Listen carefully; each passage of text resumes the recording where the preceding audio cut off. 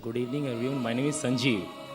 I'm working here in LAN Marvel company as an admin executive. I got a few questions, but I'll ask only two questions regarding this Islam. First question is, do Islam believe in rebirth? And second question is, in Islam, it's not allowed to commit suicide. But many people that in Pakistan, in Arabic countries, they are blowing themselves up and they are killing many people. So who are the peoples they are motivating them? Whether they are really following the Islam or who is motivating them? That is my question, sir. The brother has two questions. The first question, does Islam believe in rebirth? And the second question, that is suicide prohibited in Islam? How come people in Pakistan, other part of the world, they are blowing up themselves and killing themselves? The two questions. As far as the first question is concerned, that does Islam believe in rebirth? If you ask only in rebirth, yes, Islam believes in rebirth. What we believe? That a human beings come to this world once. The Quran says that we give you life and you come on this earth.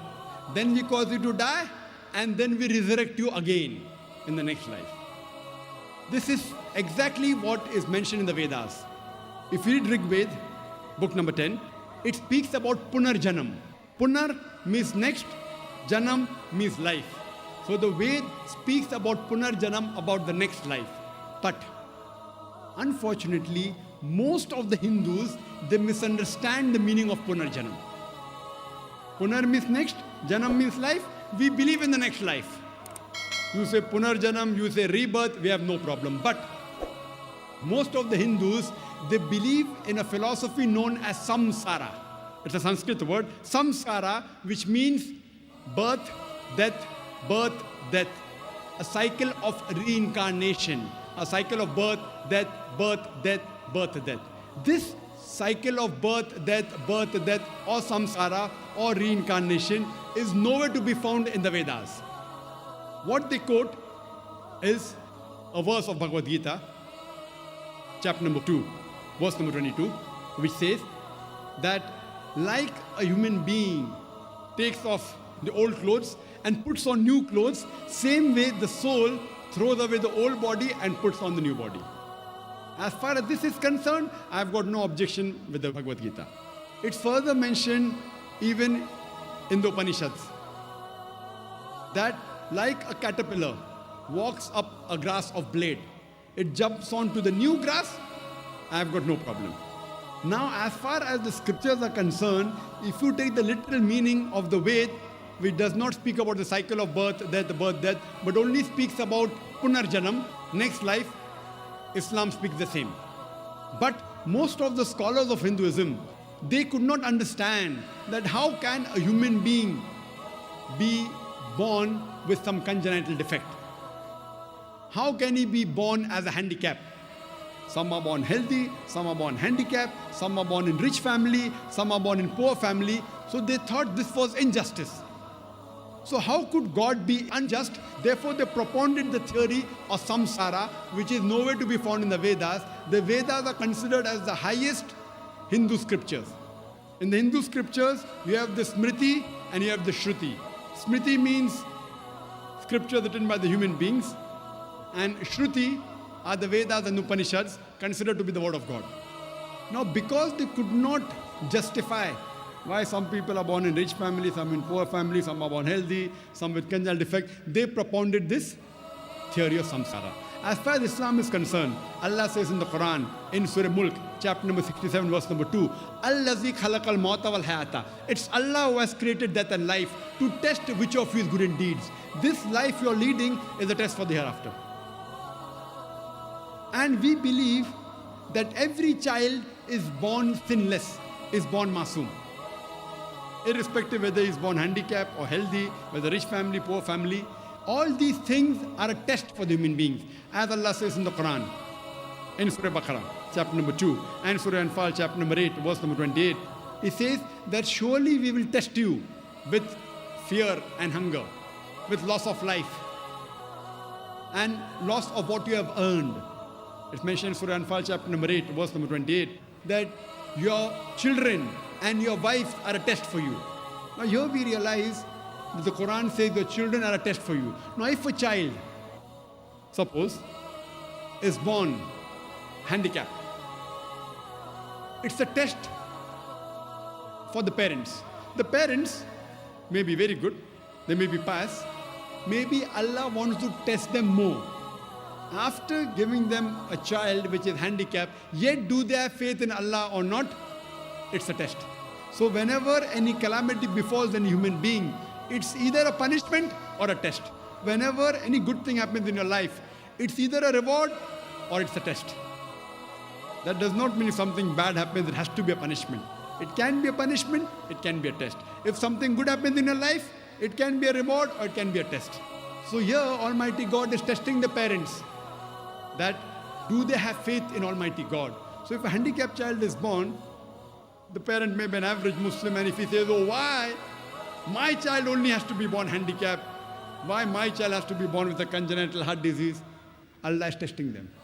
The people who are good Muslims, they'll say, Allah has destined, no problem, yet we thank Allah subhanahu wa ta'ala. And more difficult the test, more higher is the reward. To pass a simple graduation of BA is easy. But to pass MBBS is difficult. The moment you pass MBBS, in front of a name you get doctor, DR full stop. Higher status. Examination is difficult, the honor is more. So Almighty God tests different people different way. The child that is born, what the Hindus said, the Hindu scholars, in his previous janam, in his previous birth, he did a sin, therefore he was born handicapped. They didn't have any other justification. If you do good deeds, then you are born healthy. So what the Hindu scholars, they propounded, that every living creature, it keeps on changing. According to them, the universal brotherhood in Hinduism is all living creatures are your brothers. So sometimes you are born as an animal, sometimes as a bird, sometimes as a rat, sometimes as a cockroach, sometimes as a human being. And the human being is the highest level. And you're born as a human being 7 times. So they came with this philosophy because they could not justify why a child is born rich or poor, handicapped or healthy. Similarly, for a person who's born poor, it's a test for him. For the rich people, he has to give zakat. Every rich person who has a saving of more than a nisab level, 85 grams of gold, he or she should give 2.5% of that saving every lunar year in charity. For the poor person, for him, he gets full marks in zakat. He's poor, so he has to give no zakat, 100 out of 100. But we say, arey garib aadmi, poor man. Poor man, he's got 100 out of 100 in zakat. The rich man, if he gives proper zakat, he may get 100 out of 100. He says, okay, fine, I've got so much wealth, this part is exempted from zakat. He may give 50% of zakat. So he'll get negative points. He may not give zakat at all. So imagine, suppose there's a questioner. There's a question in a question paper which is very easy. Should you be happy or sad? So when a person is born poor, actually in zakat, he gets 100 out of 100. Therefore, beloved Prophet said, it's easier for a poor man to go to Jannah than a rich man. But we say, arey garib aadmi hai, poor man. How sad. Not sad. 100 out of 100 in zakat. For the rich man, he has to give charity, he has to give zakat, he has to give donation, he'll be accountable for his wealth. So what in Islam, we are born in this world once, and once is sufficient. Once we die, we are resurrected on the day of judgment. You want to call it rebirth, I've got no problem. You want to call it punarjanam, I've got no problem. We say life after death. But surely, if I agree with you for sake of argument, what the Hindu scholars propound, that sometime you're born as animal, sometime bird, sometime human being. I want to ask you the question, brother. In this world, as every year is passing on, is the population of the human beings increasing or decreasing, brother? Increasing or decreasing? Increasing. Very good. Is the sin in the world increasing or decreasing? I can't hear you. Increasing or decreasing? Increasing, sir. Sorry? Increasing. Increasing. Human beings are increasing and even sin is increasing. If I agree with the philosophy of Hindu scholars, more the sin increases, the population of human beings should decrease.